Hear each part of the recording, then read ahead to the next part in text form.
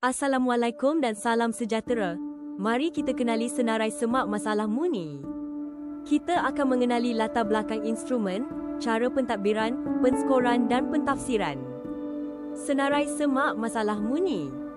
Senarai semak masalah muni ini dibina pada awalnya untuk mengenal pasti masalah yang sering dihadapi pelajar sekolah dan golongan dewasa. Dibina oleh Ross L. Mooney dan Leonard B. Gordon. Tujuannya yang pertama adalah untuk meringkaskan jenis masalah klien. Kedua, untuk mengenal pasti isu utama yang dihadapi klien. Dan yang ketiga, memudahkan kaunselor membantu klien. Instrumen ini terdiri daripada 220 item soalan.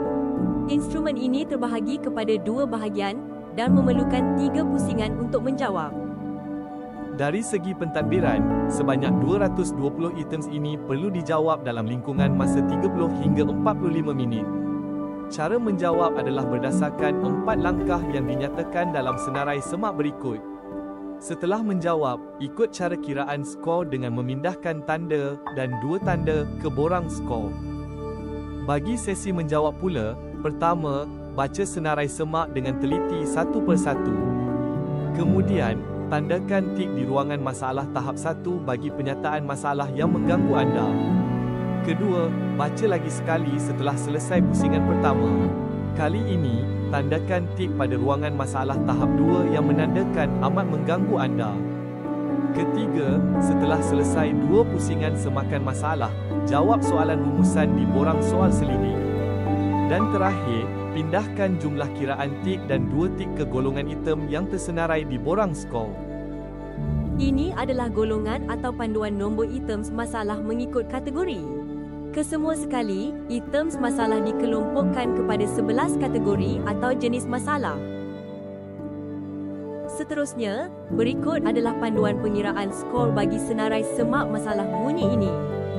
Pertama, lihat tanda tik di bahagian ruangan masalah tahap 1 dan masalah tahap 2. Kemudian, kira jumlah 1 tik atau 2 tik dari ruangan masalah tahap 1 dan ruangan masalah tahap 2. Pindahkan kiraan tik ke borang skor yang disediakan.